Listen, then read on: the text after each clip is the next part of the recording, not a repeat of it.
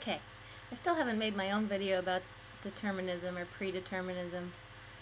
I keep piggybacking off of other people's stuff, but here we go again. This is in response to Lightspeed 555. Let's see if we can get some better lighting in here. I'm still waking up. Baloney, you want to come over here and be in the video? She's licking herself. Anyway, so let's just leave the actual definition of determinism to a little later in this discussion and just start talking about it and see what happens. And then maybe it will become clear how we have different definitions. Lightspeed, I think that we're not going to get anywhere if we just simply go down a list of things in the universe or in our daily lives even that are determined to happen. They're just seemingly determined. For instance, as you said, a star exploding, or even our imminent death. I could see a super duper advanced race somehow maybe getting control of gravity. Surely some super advanced race could actually change the course of a star's life. Or, I mean, maybe. But you could certainly think of kind of lesser examples such as that. Something that is inevitable according to nature's laws, but some super advanced race could maybe change the course of a planet's orbit or something. Something that normally, when left unmeddled with, would be determined. Or even a death of humans, as you say. Well, I say speak for yourself, because some of us are still hoping that it's just merely a disease. We may not ever be able to cure the disease, but we might be able to keep repairing the damage, the cumulative damage. Check out the Methuselah Foundation. And guess what I just got? I just signed up for Alcor to be frozen when I die. It's not actually freezing. They're going to stick me in a giant vat of liquid nitrogen. So anyway, okay, so death. My point is, I think it's always a bad idea to use kind of everyday real life examples when we're talking about such a deep philosophical, as I think it's actually scientific discussion of something like determinism. I think it's better to stick to complete abstract language. Okay, another point that kind of bothers me that comes up in this type of discussion is something that Wonderist brought up in one of the text comments. It sounds interesting, but it just kind of seems like we're watching too many sci-fi, time travel, fate, destiny movies. His point is that if we gained knowledge of our supposed predetermined universe, then we could try to change our fate, but if it's predetermined, somehow the universe would snap us back. It would, if we knew we'd get run over by a car if we went that way, we would walk that way. But then the wind would blow us back, or something would happen that would make us have this inevitable predetermined fate. I'm not even going to say anything more about that. That's just a silly way to think about it. We're not going to get anywhere going down that path.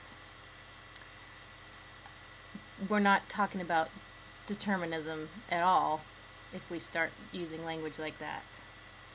I don't know what we're talking about. Okay, what else? Next point. So that gets me back to actually the definition of the term determinism or predeterminism. Baloney, what are you crying about? Hold on a second. I was finally getting to my point and you start crying.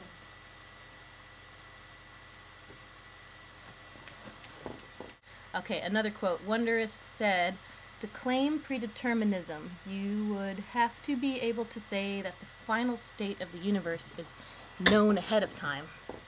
Now that's actually a good point that I'm glad he brought up. That's kind of, I guess, the definition that I've always thought, is that predetermined means it's already been calculated by the universe itself, by some super advanced race that I think that wouldn't even count. It would have to be calculated by the universe itself. Whereas I've always just believed in determinism, where there are these set of laws. Baloney, stop. Where it's is a set of laws of the universe, and it cranks away as it goes. Stuff's determined as it goes along. Nothing beyond that is known by anyone. I don't even think the universe itself knows what its own outcome is any more than we know what our own outcome is. It's just cranking away. There can only be one outcome, or, see, we need to take this into account. This whole random quantum fluctuations thing always comes up too, which is legitimate. We don't understand enough about any of this to really know what the answer is, but let's just, my definition takes into account quantum fluctuations, whereas light speed 555's does not. If the universe is determined as it goes and not predetermined, we're cranking away quantum fluctuation, and then it's goes one way or the other, and then keeps cranking away. It's determined. It couldn't have been any other way unless that maybe that quantum fluctuation was random the other which way. But there would have been no way to know or predetermine that. And again, there would be no way for us to change anything. It's just the universe is gonna be the way it's gonna be. It's determined, but not predetermined, as in no one knows ahead of time, no one has calculated it, the universe itself hasn't calculated it. I think where this argument might fall short is if we find out that there's no, in reality, there's no directionality to time. Say everything in the universe really happened all at once, and this whole thing about time is just an illusion that we have, which kind of is in a way, I think. It might fall short there. In that case, it would be predetermined. If everything's already happened all at once, everything's already happened. There is no such thing as time anyway. Then the word predetermined wouldn't even make any sense, because pre means ahead of time. It's a time-related word. So then we're just getting into problems with the English language. We can really go in circles when we talk about this kind of stuff. Anyway, moving right along. I had some good lighting going there, but it was way too hot. I live in Phoenix, Arizona, and it is still in the 80s here. Okay, so Wondrous says, I will die, but will I die in Canada, in France, or in outer space? So, first of all, thank you, Wondrous, for your text comment, for saying I will die, or meaning you, because I'm hoping not to. So this point is something that I think Lightspeed 555 and Wondrous are on the same page on, which I don't, not that I don't agree, but that I think we're not really talking about actual determinism here. So their point that they're making is that we might be determinist on some levels and not determinist on other levels.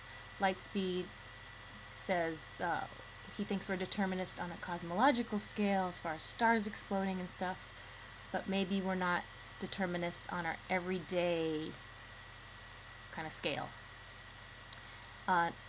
Wondrous's point is he will die, so that's on one level. That's almost like the cosmological scale. That's like the laws of physics. He will die. There's nothing to stop that. But he could die in Canada or France or in outer space. So he said earlier, if he find out where he would die, he could try to change it, but the universe would push him back and make him die there anyway, if it's predetermined. So again, that's all complete. I don't mean to sound insulting, but it just seems silly to even talk about it that way at all. Okay, just to make my point, I think that if we're really truly talking about determinism or predeterminism or anything along those lines, we need to be a little more scientific about it. And I think kind of the meaning of the word would make it so if we're determinist on one scale, we're determinist on all scales, or else it's not the true meaning of the word. There's no way, unless you're going to interject some kind of psychic ability where you could find out how we're predetermined and then go change it. But then why would you interject something like psychic ability into a scientific discussion? Which is ironic if you would have seen the recent video I made with Burn Victim 77 about psychic ability. Which was a joke, by the way. Joke. Haha.